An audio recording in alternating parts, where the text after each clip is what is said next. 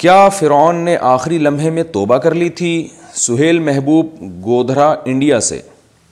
حدیث میں آتا ہے کہ آدمی کی توبہ اس وقت تک قبول ہوتی ہے جب تک روح حلق میں نہ پہنچ جائے۔ میرا سوال یہ ہے کہ جب فرعون ڈوب رہا تھا اور اس نے ایمان کے کلمات کہے تھے تو اس کی توبہ کیوں قبول نہیں کی گئی؟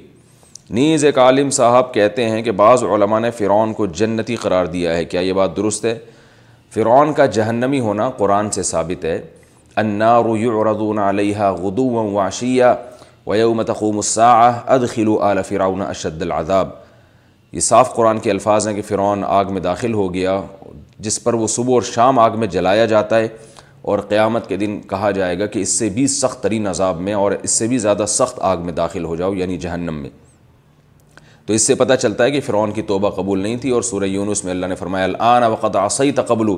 فرعون جب ایمان لایا، یعنی ایمان لانے کا مطلب کہ اس نے جب اعتراف کیا کہ میں آمنت انہ لا الہ الا الذی آمنت بہ بنو اسرائیل، کہ میں اس رب پر ایمان لایا جو بنی اسرائیل کا رب ہے، تو اللہ نے فرمایا الآن وقد عصیت قبل وکنت من المفسدین، اب تو ایمان لا رہا ہے، اس سے پہلے تو زمین میں فساد مچاتا رہا ہے۔ تو رہا یہ مسئلہ کہ جو ہے وہ جب تک روح حلق میں نہ پہنچ جائے، تو فرعون کی روح حلق میں پہنچ گئی تھی۔ حدیث میں آتا ہے ان اللہ یقبل توبۃ عبدہ ما لم یغرغر، جب تک انسان کی روح حلق میں نہیں پہنچ جاتی اللہ تعالیٰ اس کی توبہ قبول کرتے ہیں، صحیح حدیث ہے۔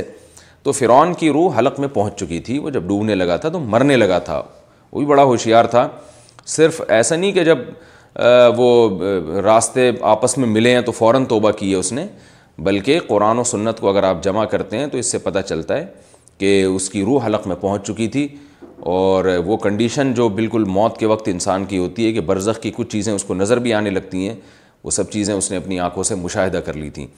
تو قرآن میں اس کی نفی نہیں ہے کہ روح حلق میں پہنچی تھی، قرآن میں اس کی کوئی نفی نہیں، اور حدیث میں آتا ہے کہ روح حلق میں جب تک نہیں پہنچتی توبہ اللہ تعالیٰ قبول کرتے ہیں۔ تو اس سے پتہ چلتا ہے کہ اس فرعون کی جو توبہ قبول نہیں ہوئی تو اس کی روح حلق تک پہنچ چکی تھی، تو اللہ نے اس کی توبہ قبول نہیں کی۔